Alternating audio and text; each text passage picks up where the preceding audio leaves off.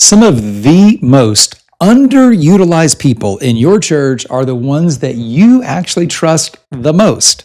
Listen, they are faithful, they're consistent, they show up early and they stay late. And over time, though, they stop growing spiritually.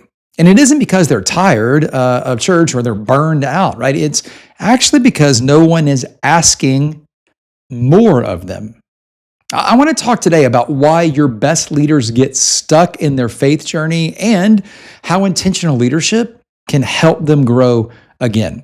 In the past couple of podcasts, right, we have unpacked how to build pathways for two categories of people, seekers and students. Most churches, right, design discipleship around students, by the way, and that makes sense. Students need clarity and teaching and information and content and opportunity to engage. But when everything in your system is kind of built for that stage of the faith journey, other categories are going to plateau. When we build just for the students, something kind of subtle begins to happen. The next category, shapers, start to plateau. And then those most mature people, those stewards, well, they actually start stepping back.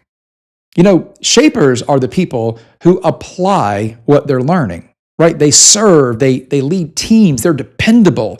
As we've said, the shaper is a person in our number line. Okay, go back and listen a few podcasts ago if you want to read up on that.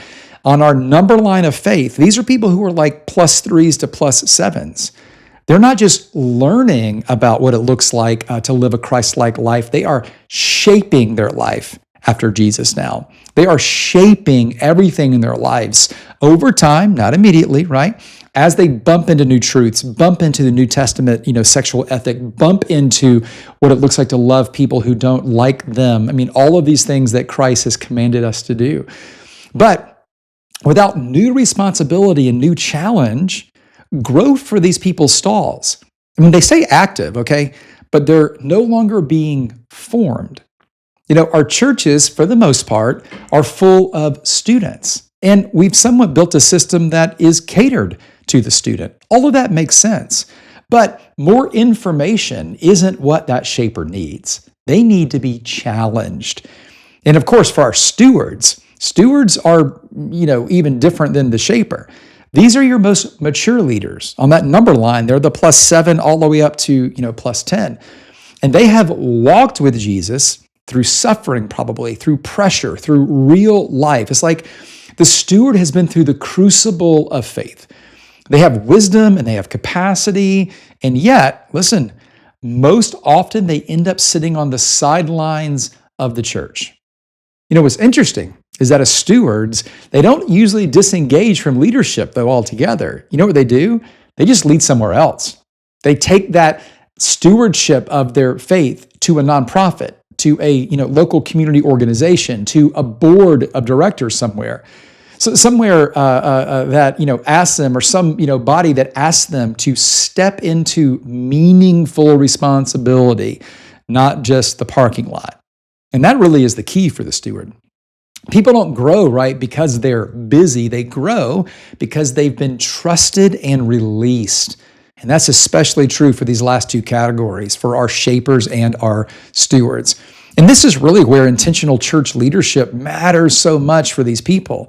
Like, intentional discipleship doesn't treat everyone the same. It clarifies who you're discipling is the first of the 5 rights and what growth looks like at each stage. Like, it names the right next step, and then it has the courage to invite people into it. This is really the big idea behind the 5 rights. We're talking about discipleship pathways, right? And this is true for generosity, though, or groups, or volunteering. I mean, any kind of thing that people do in the church, the 5 rights helps us do it better, right? The 5 rights creates a lens through which we can think and design and execute and evaluate. So when it comes to shapers, let's talk about them for a minute. They don't need more content. That's what the steward needed. The steward was learning. They needed more information, and they're on fire to learn. They're a student, right? And they need a teacher. It's not what a shaper needs, though. A shaper needs more challenge. And now for our stewards, you know what they need? They need to have a mission within the bigger mission. These two people, I mean, they are so responsible, and these are our responsibilities to give to them. When responsibility increases, growth actually accelerates. I've seen churches regain momentum simply by adjusting how they ask shapers and stewards to engage. I mean, one pastor realized that his most mature leaders had never been invited to disciple people. And so he developed a kind of like a mentorship program, right? And within months, multiplication was happening naturally. It wasn't because of a fancy program or some, big curriculum that they wrote, although having some curriculum and all that doesn't necessarily, it's not a bad thing. It can be helpful. But releasing the steward to multiply, that was the secret sauce behind the momentum. The pathway in this case became so much more clear for the steward and the people that were being stewarded by that steward. And the most mature believers, right, these stewards, they were released to multiply. So, we like to give you an idea to take away or a move that you can make this week. So let me just give you a couple of questions, okay? Number one, who is faithful in your church, but no longer being stretched? It may be just a single person, or it could be a group of people. It's probably more than one, though. Like, who is faithful, but they're participating, right? And they'll be there when you call them. I mean, they'll show up early and stay late, but they're not really being stretched. Next question, who has wisdom in your church that isn't being transferred?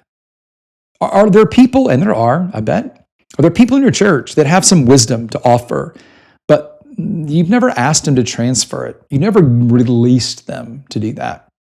And last question, where have you prioritized filling roles over forming leaders?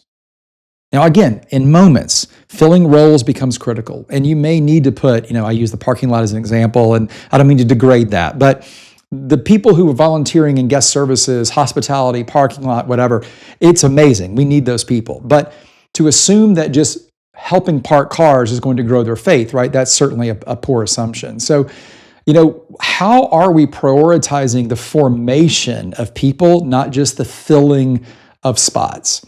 And after you answer those questions, here's what I'd love for you to do. Just do one intentional thing with one of those answers.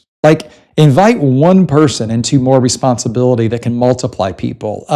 Invite one person or challenge one person to grow in their faith in a unique way. Challenge them to, maybe with you, to read their Bible every day for 30 days with you, to whatever it may be. I mean, but challenge them in a way that can grow their faith. So here's the deal.